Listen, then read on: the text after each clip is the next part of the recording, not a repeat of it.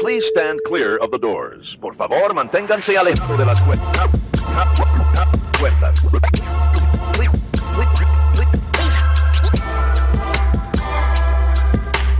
Please stand clear of the doors. Por favor, manténganse alejado.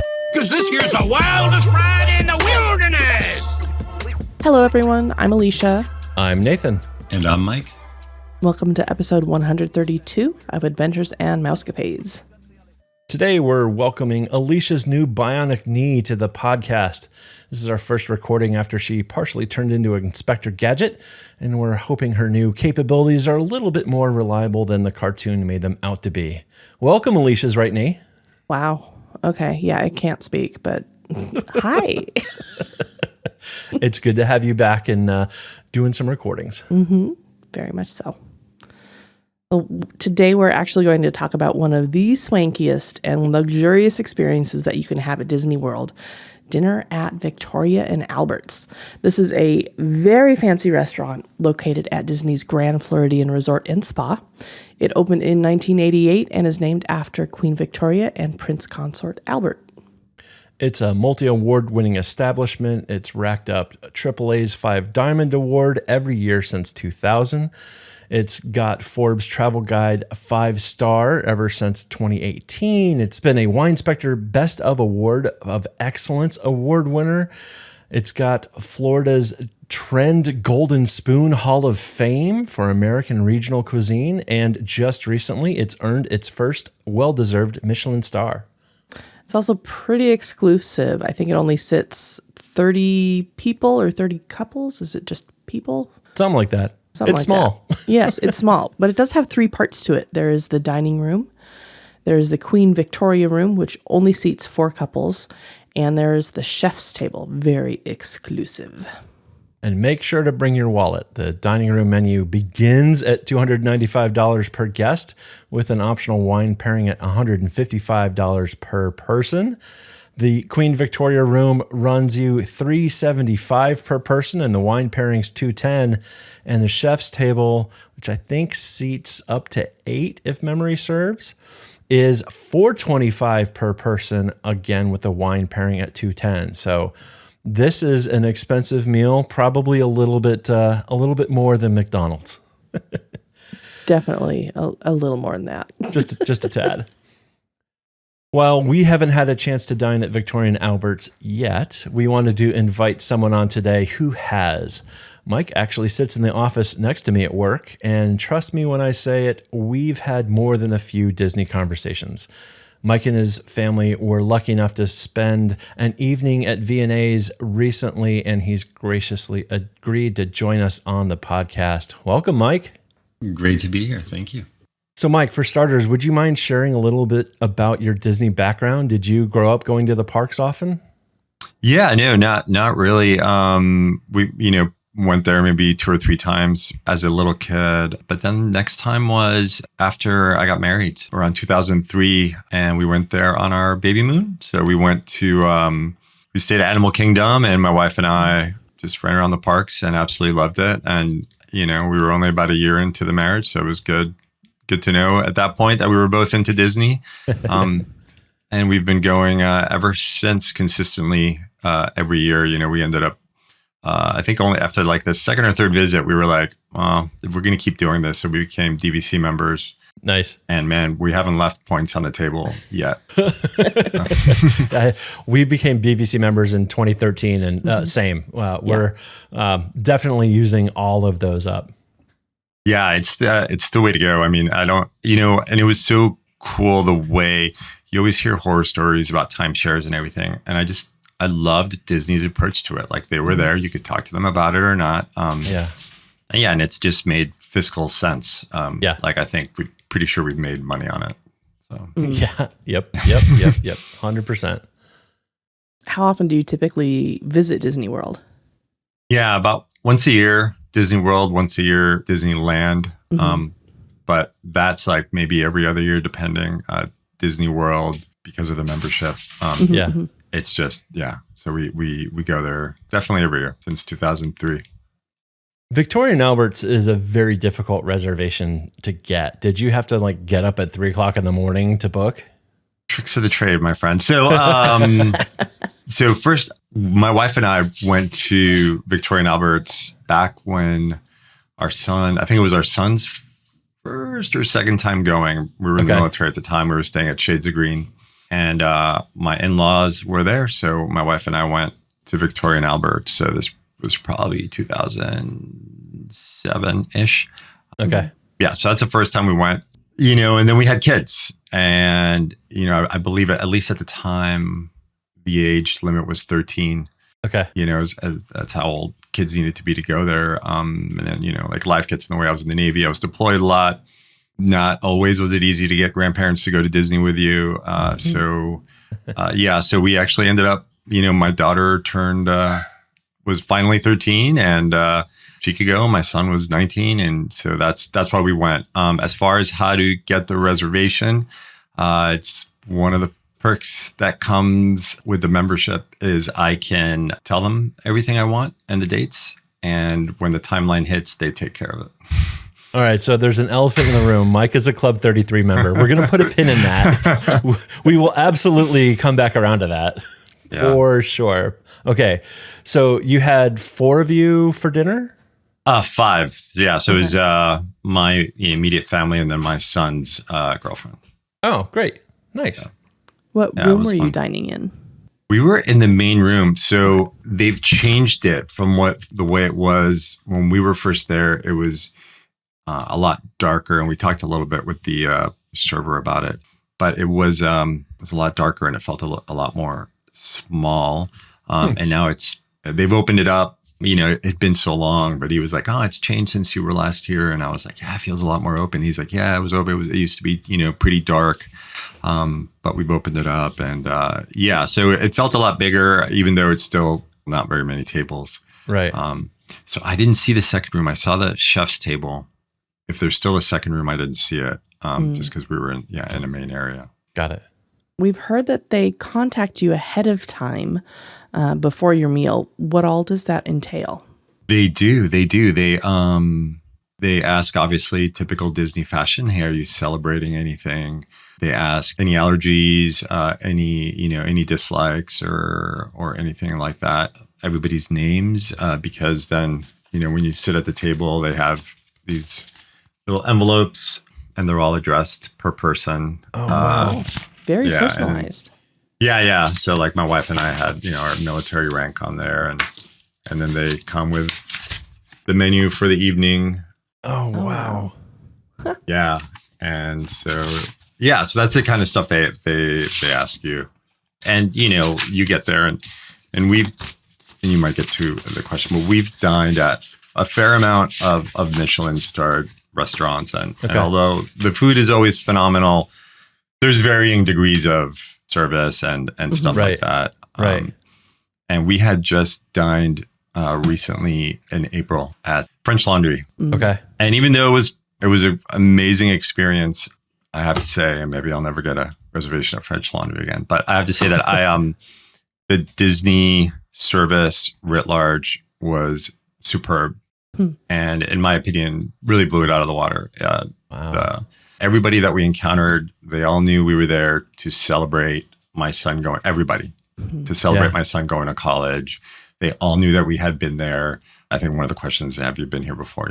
They all knew we'd been there before. In fact, we talked about the differences between then and now. And and it was just very cool, very personalized. Everybody spent time, talking to us and asking about where my son was going to college, and super just warm, right? It was just another level that I really hadn't experienced. That's amazing. That's very old school Disney.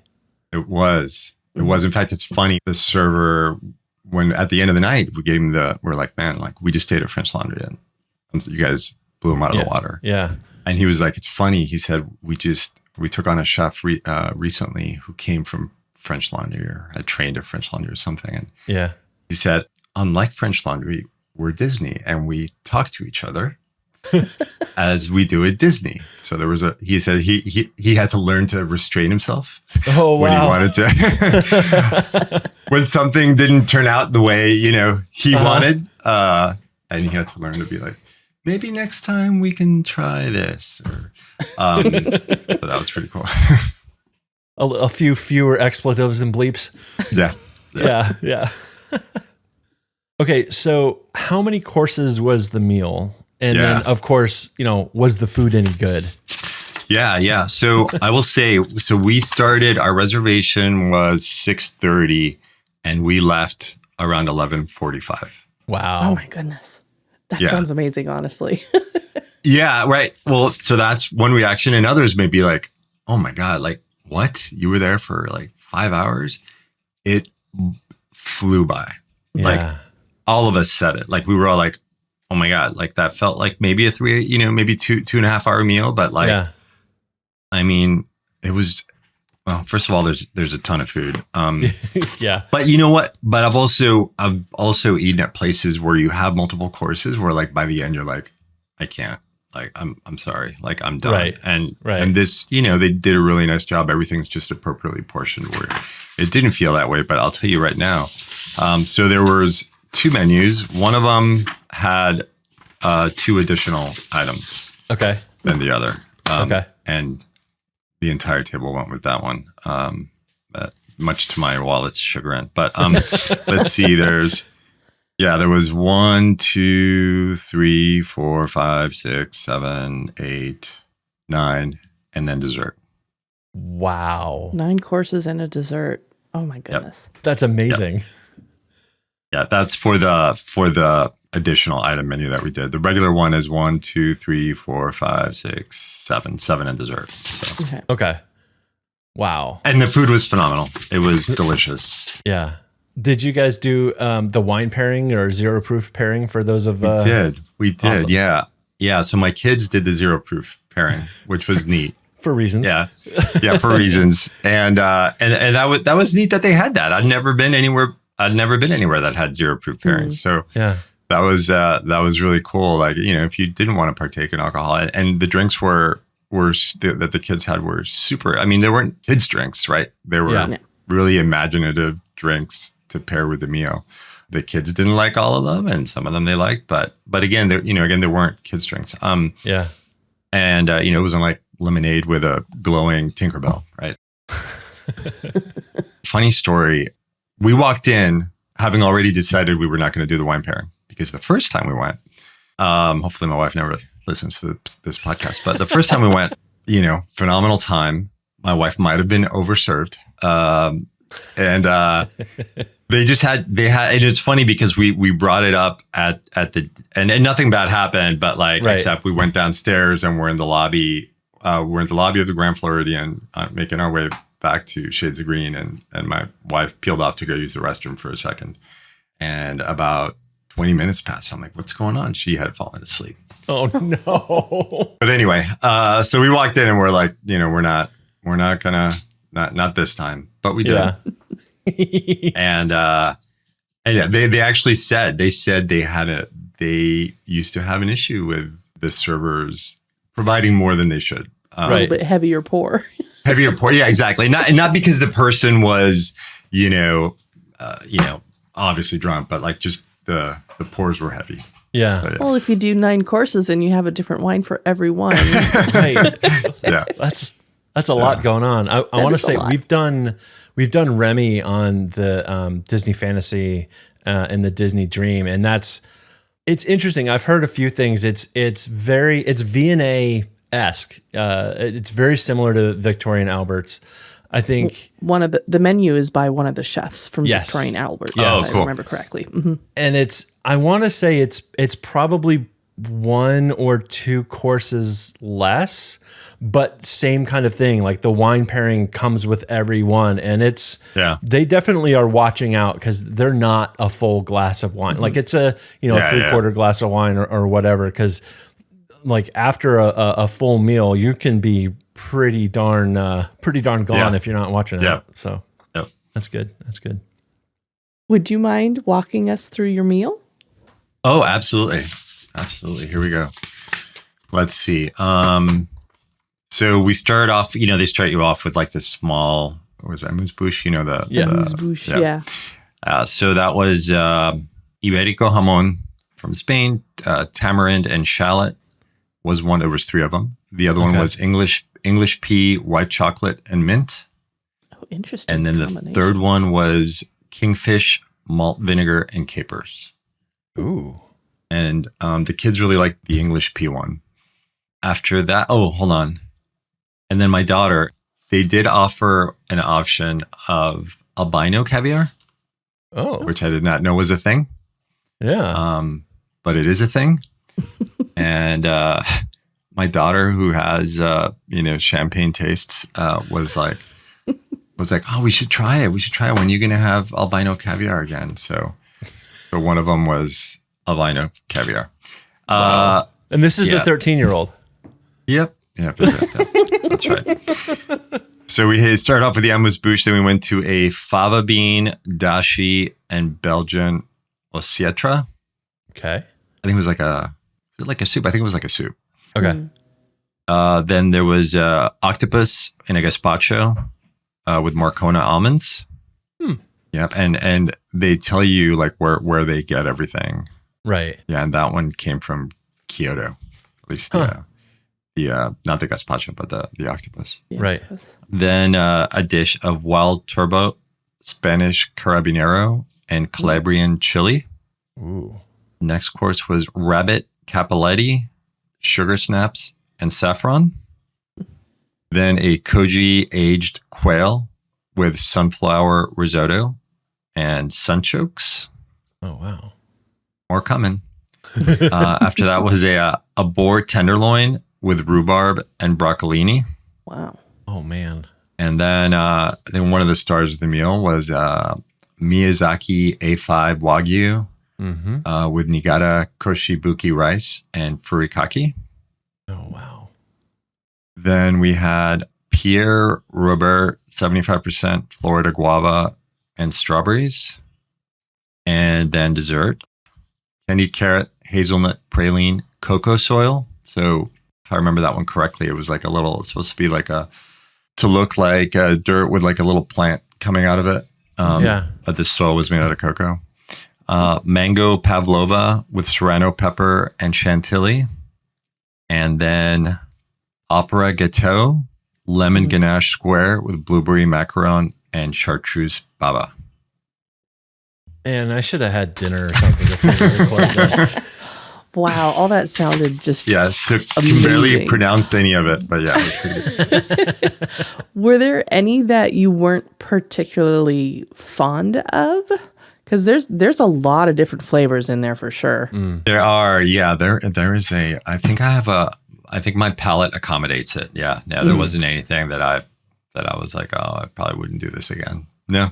Yeah, it's interesting. This is probably like these kind of meals are the places where we let I can be a pretty finicky eater, and I'll just let it go. Like I would not sit down and go, oh man, I'm not going to have the octopus. Like that's just not something that's in my wheelhouse. But I have been so surprised every time we've done a meal like this, and I'll just like, yeah, sure, I'll try whatever. And everything is just amazing. What about the strawberries, though, Nathan? Yeah, I would not do the strawberries. Sorry. You're not a strawberry person? No, they invoke not a positive reaction out of me. Oh, gotcha. Yeah. No need for that. Did you have anybody in your party that had allergies or severe dislikes or anything like that? No, we didn't. The Yenzes are pretty, we're okay. Party stuff. Even, across the board. So what was your favorite dish or maybe top 3? Yeah. I would say definitely the Wagyu, man. I spent some time in Japan and I'm just a fan. I'm just a fan of Wagyu, especially A5 and especially if it's done right. Yeah. I love octopus. I'm a huge octopus guy. I grew up eating it in Puerto Rico. So big fan there. And then let's see, if I remember correctly, the boar tenderloin was really good. And then for the desserts, the mango pavlova was out of this world. Awesome. So how was the experience overall? I mean, you've said it was just kind of like categorically amazing. Like, is there any specifics that stand out, like other than the food? Yeah, I mean, service for large. So first of all, obviously from when you arrive, so we had walked up and the hostess walked out of the restaurant to greet us, brought us in, introduced us to the server. They walked us over to the table. Again, super warm, super welcoming. Everybody from the maitre d' on down would stop by and chat with us. You know, my son was going to college. As you know, a lot of people at Disney start in their college programs or as interns, and the maitre d' had started there as an intern way back in the day. I mean, he gave me he was from Puerto Rico. Oh, wow. So we started, so we were like, oh, I'm from Puerto Rico. And so he was giving us his whole story of where he started in Disney and how this was his dream, right? And he absolutely loved it. And then he started telling my son, he's like, hey, college internship's amazing. You're going to go into engineering, right? So tons of really cool things you can do at Disney if you ever need, he right there pulled out his card, gave it to my son, we're always happy to, to talk to great people and, please reach out, when you're looking for an internship. So, I mean, it was like super nice. And then our waiter was phenomenal. He was from New York. And he was, again, had been at Disney forever and just super friendly, super warm. Everybody obviously super professional, but it's that being able to walk that fine line between being warm, being professional, and not having it go, too far one way or the other. And they nailed it. They had a harpist playing, on the harp, which throughout the night, which was also really cool. Super attentive while not being, on top of you, right? Every time you stood up, they would walk you to the restroom, take care of your table setting while you were gone. Just stuff you expect, but like it was all there. Everybody friendly and warm. Having been to French Laundry, I learned that you can ask to go see the kitchen. Huh. And so I said, which for me was one of the coolest things of going to French Laundry, was seeing that kitchen. Yeah. So towards the end of the meal, I was like, can we go see the kitchen? And they were like, oh yeah, absolutely. And they took us back there, and like they were like, oh, this is X. He cooked your this, and this person over here did your this, and super nice. And then they took us back around to the chef's table and took a picture of us, and yeah, it was really neat. That's amazing. Yeah. Was this your kids' first time at Victoria and Albert's? It was. Yeah. What did they think of it? They loved it. They loved it. My kids, especially my 13-year-old daughter. She loves, no, they loved it. They had an absolutely wonderful time. And again, the servers were just so warm and friendly. They all make you feel like $1 million. Mm-hmm. And they both, we had been waiting we've been waiting since my son, so longer than that. We've been waiting since my son was like 2 to go back. Mm-hmm. Yeah, because then we had our daughter, and then we had to wait till she was 13. So yeah, we've been waiting a while, but it was well worth it. Definitely not a meal I would do every time I go to Disney, but but we'll definitely do it when my daughter goes to college. We'll definitely that'll be the next one. Yeah, that's awesome. That's awesome. All right. We've avoided the elephant in the room long enough. You're a Club 33 member in Disney World. That's incredible. Life goals. How did that come about? Like, what led you to pursue membership? Man, so I knew about Disneyland Club 33 way back in the day, and being a Disney fan, I was like, I was in the military. Used to fly jets, and I was like, that's pretty cool. And I like sent a letter. I found an address online or something, and sent a letter and saying I wanted to be part of the, I wanted to be a member or whatever. And I think I got a letter back saying, oh, thanks. Right. And I think I got like, them being nice letter. Right. Now I know what the process is, but that's for Disneyland. For Disney World, when they announced it, right? So they announced that they were going to build the clubs there. And my wife and I, at the time we're living on the East Coast, and we were like, oh man, that's we should check that out. Like, don't know much about it, but I know it should be cool. It's Disney.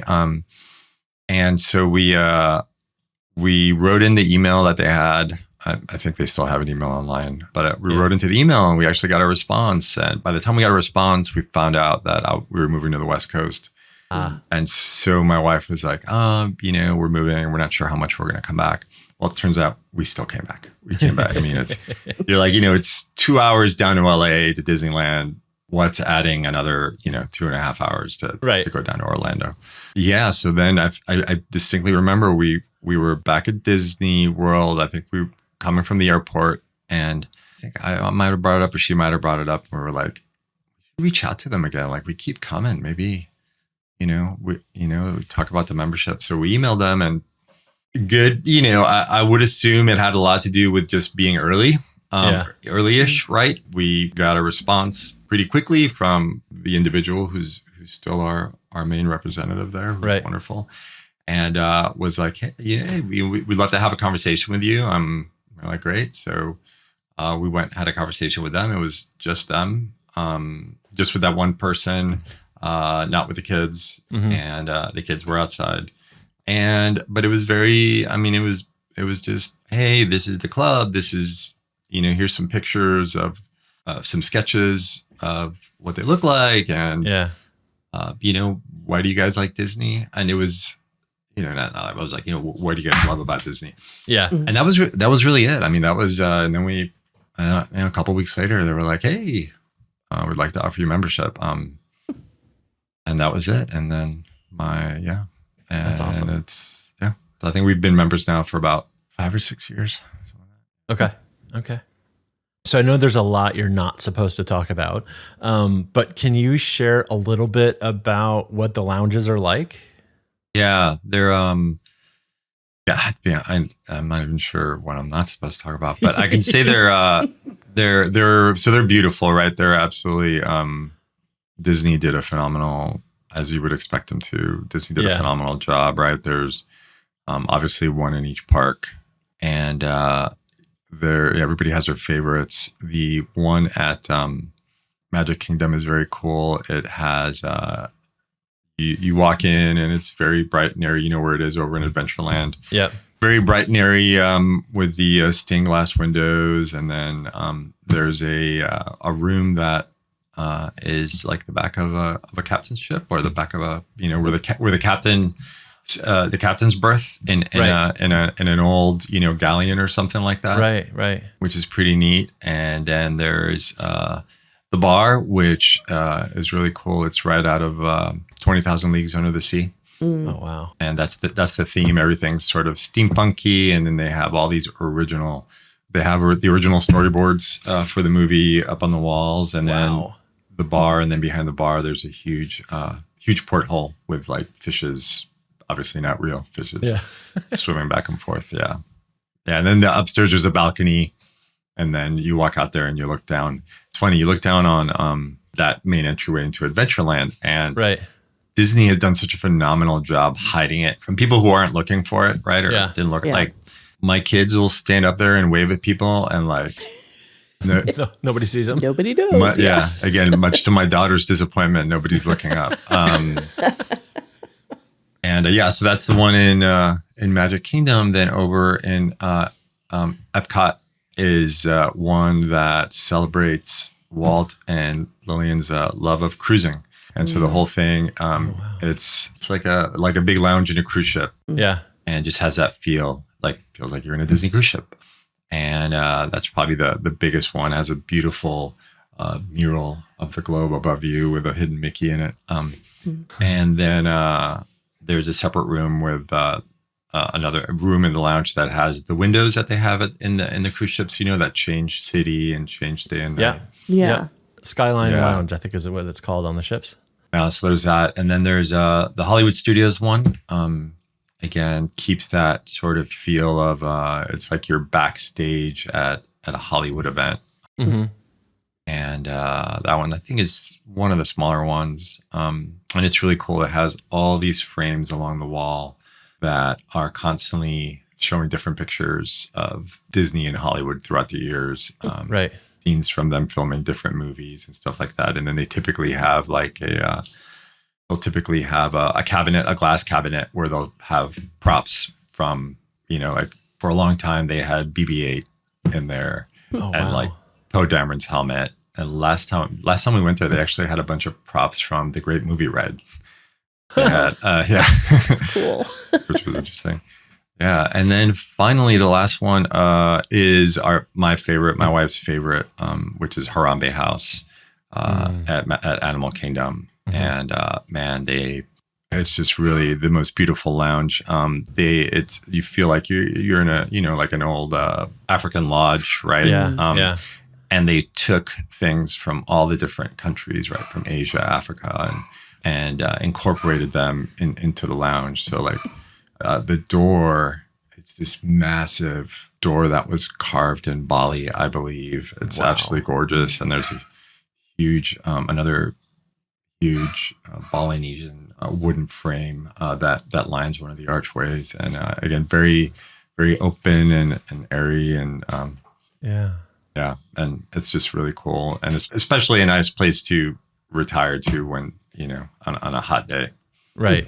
Yeah. There's plenty of those in Florida. Yeah. Hot days. Yeah. I came to they informed us that Animal Kingdom is actually the hottest park. Huh. Which, Really? With all the trees, with and all the stuff there, shade too? and the trade. Yeah, I forgot what they Interesting. said. They gave a reason, which I can't remember, but we had several cast members tell us it's actually the hottest one. Interesting. Yeah. We always thought it was the coolest one because there's the most shade.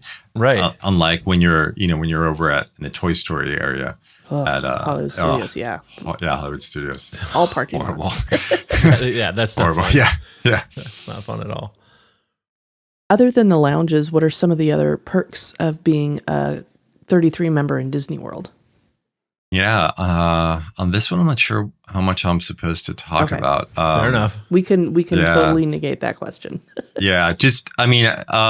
They're spectacular. The perks are spectacular. The perks are what keep me from going to Disneyland as often as I go to Disneyland. It's hard to go back. And then you don't have access to Club 33 in Disneyland, right? That's completely separate. It's two separate lines of business. Okay. And, from what I hear, they both have their things on why they're better than the other. But and they're different, right? Because the ones at the Disney World they're lounges. You go in, typically we go in at lunch. Mm-hmm. We go in maybe if like the kids are going to run around and get on rides, and my wife and I have had it, and we just want like to just stop for a little bit. Right. Or we go in for like a pre-dinner drink. Okay. Because they all close relatively early, right? They all close around 6 or 7. Got it. They're not open that late. Whereas in Disneyland, the dining room there is open relatively late, and along with the lounge. And so I have a friend who is a member now at both. Right. And when he first became a member at Disney World, he was originally a member at Disneyland. He was all upset. He was, at the way it worked there as opposed to at Disneyland, but it's just two different things, right? Yeah. We've been blessed enough to hit 33 in Disneyland a couple of times, and they have merch there. Do the Disney World locations have merch at all? Same thing. Each one has its own how they do it at Disneyland. They have the cabinet. So that each one has the same one. And each one typically has some different things, and they're they're branded with a specific lounge. The Constellation, the one at Epcot, typically has jewelry. So like my wife has like some earrings and some necklaces with Diamond Mickey that says have 33 on them. Yeah. Yeah, I meant to wear my my Club 33 baseball jersey that Alicia got me. I always have that Alfred on the back with the 33 stuff like that. So cool. we have a few 33 things. I kind of clear them out quite a bit every time we're able to go. Yeah. How can you not? You gotta. You're there. Gorgeous stuff too. Yes. I love the designs that they come up with just the pins and the Spirit jerseys, and we have a couple jackets too. Yeah. When our kids were for like a hot second pin collectors, but we're not pin collectors, which is a shame because they always have, they both parks, Land and World, at 33 come out with some pretty cool pins. Mm-hmm. Yeah. All right. Well, thanks for indulging us a little on the 33 topic. I appreciate it. My pleasure. And then we'll have some offline conversations for sure. But I want to circle back to the original reason we wanted to chat. Would you go to Victoria and Albert's again? Sounds like the answer is yes. Yeah. I mean, it was a hit on the old pocketbook. But it was worth it, right? Like, I mean, I saw it and I was like, I felt like I was paying for what I got, right? As opposed to sometimes you're like, that wasn't really, know. But no, would definitely go back again. Again, I mean, it's a whole night, right? It's 5 hours. I go by in a flash, but it's still a whole night. So definitely, I think we all said we would be back for my daughter's graduation. Before she goes to college, we'll go back there. That's awesome. Yeah, awesome. All right. Well, Mike, it's time for Alicia's patented Disney torture test. So good luck with that. Wow. He makes it so dramatic. It's not. I'm just going to ask a bunch of your Disney favorites. Yeah. Basically anything under Mickey's umbrella. So Pixar, Star Wars, Marvel, Disney. Your favorite character. Okay. So Indiana Jones. Okay. Yeah. Your favorite movie. Raiders. Nice. Yeah. Do you have a favorite ride? Yes. Peter Pan. One of the OGs. Yeah. That's one of those that every time I get on it just brings back those memories from when you went as a kid. Even though, like, again, I didn't go that many times. Like, I remember Peter Pan. So every time I get on, it's like you're going back to Neverland. Yeah. Disney World or Disneyland? World. Out of Not that there's anything wrong with Disneyland. No, it's totally a personal preference. Yeah. Club 33, if you're listening out there. Out of all the ones you've been to, what is your favorite park? Including Paris. I would say, it's a toss up between, Magic Kingdom's an easy answer, but I would say Hollywood, with the addition of Star Wars. Galaxy's Edge. Yeah. Yeah, Galaxy's Edge. I mean, I would say, it's Magic Kingdom. I mean, we walk in there and like we just light up. My wife even says there's a smell. Do you guys think there's a smell? No, there is. Absolutely. They pipe smells in for sure. They do. Yeah, my wife like walks in and was like, and she's like she just like takes a deep breath when we get on Main Street, and I'm like, I don't smell anything, but In a similar light, when you're driving into Disney World and you cross the boundary on property and you have, the big, huge welcome sign over the road. Yeah. Like, we have this visceral reaction of just like all the cares in the world just like instantly drain away. Like when you pass under that sign, is it the same for y'all? Yeah. Oh yeah, 200%. We take pictures every time. Like we come up on the sign and my wife starts announcing it and everybody gets their cameras out. Yeah. And then all the signs change, right? All the street signs change. And it's, I love it. Do you have a favorite hotel or resort? Yeah. Although, man, it's showing its age. Disney, if you're listening, Bay Lake needs a refurb. Yes. They're Bay on Lake, the list. Yeah. Just because of the fact, I love the Grand Californian. Like that for me, that's like, I love that hotel. That for me is my favorite. But you cannot beat the fact that I can walk into Magic Kingdom from Bay Lake. Yep. Walk there and back. Like, yeah. The good news is they start a refurb in September and it's going to last. They do? Yeah. It's going to, I think they announced it's going to be like September to September. But they're going to go floor by floor and do a hard overhaul of the resort. So phenomenal. I don't pay attention to any of the things they send me, but that's great to hear. And I'll pass it on. I was like, because we were there, we were just there, we spent 5 days and I was like, carry around our charging blocks. And I was like, this block has more USB ports in this whole room. Yes. I think we were there last year and it was starting to like just wear and tear. And like, it's had a hard, like 13 or 14 years since it's opened. It's time for a refresh. Yeah. I think we were like, we like this area, but I don't think we'll come back until the refurb is done. Yeah. So, yeah. But yeah, back to the location. Like at the end of the night, my wife and I would be like, we're done, or we'd be at dinner, and the kids would be like, we're gonna go back and hit the park, and like they can just walk there, right? And yeah, That's perfect. Have you been on any Disney cruises? 2. Okay. What's your favorite ship that you've been on? The Dream, Okay. All right. What was the other ship that you were on? Magic. Okay. Yeah. Favorite Disney restaurant? Oh man, Storyteller's Cafe in Disneyland. Nice. Oh Yeah. yeah. It used to be Crystal Palace because Okay. we had a ton of memories from there because we would always have breakfast there one day with our kids. Mm-hmm. But then COVID hit and they, changed the way they did things. I heard they're back, but we haven't been back since. And since we moved out to the West Coast, and we go to Disneyland, once a year or so. Like, I don't know. I love Storyteller's Cafe. Plus the fact that they have, what was it? They have like cinnamon toast crunch milk in a bag and a straw. Yes. Yes. Oh my gosh. Are you That was the kidding me? silliest thing. And Fruit Loops. Yeah. Yeah, it's so good. Favorite Disney snack? A churro, but like I'm alone in this house on that. Nobody likes churros. I'll go with you, Mike. Yeah, man, it's crazy. No, Like, it how has do to you be a not- Disneyland churro.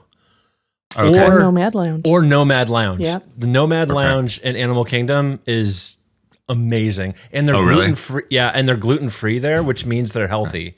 So there's Okay. Yeah, obviously. Yeah. Carbs don't count if it's gluten free, right? Forget the cinnamon, forget the sugar, whatever. No, it's fine. Yeah, no, yeah. No. Nomad Okay. Lounge churros and Congaloosh beer. Like that is a perfect mid-afternoon pick you up. All right, for next time, noted. There you go. There you go. See, that was painless. I'm done with my torture test. Yeah, that was fun. That was fun. I mean, but it's like it's a little bit of like choosing between your kids. Yeah. Yeah, there's some difficult questions in there. Like, Yeah. I don't know. Well, Mike, thank you so much for spending a little time with us. It sounds like an amazing experience at Victorian Yeah, it Outlets. I Highly can't wait. recommended. I can't wait to sell a kid and do it ourselves. We could try for November. Yeah, we should try for November. Yeah. Yeah, we got a bunch of friends there in town, so maybe we can get a group together and make a night of it. Yeah. Nice, very nice. We've just found out my daughter is going off to boarding school in Sarasota. So, so she's going to be closer. And I guess now, if we go visit, we might as well just truck on over. There you go. Yeah, makes there you sense. go. Yeah. All right, thanks so much, Mike. We'll talk to you soon. My pleasure. Mike. Thanks, guys. We are not affiliated with Disney or their subsidiaries. These are personal opinions and suggestions based on our own experiences. We recommend working with a travel agent or contacting Disney directly to plan your perfect vacation. If you have questions or suggestions, or would like to be interviewed on our show to share your Disney experience, please send an email to podcast@ourmousecapades.com. Give us a follow on socials. We are at Our Mousecapades. Please give us a rating and review in your podcast app. It does help people find us. And of course, don't hesitate to share us with your friends and fellow Disney lovers of all ages. Thanks for listening. We'll be in your ears next week. Thank you for flying Star Tours. Bye-bye.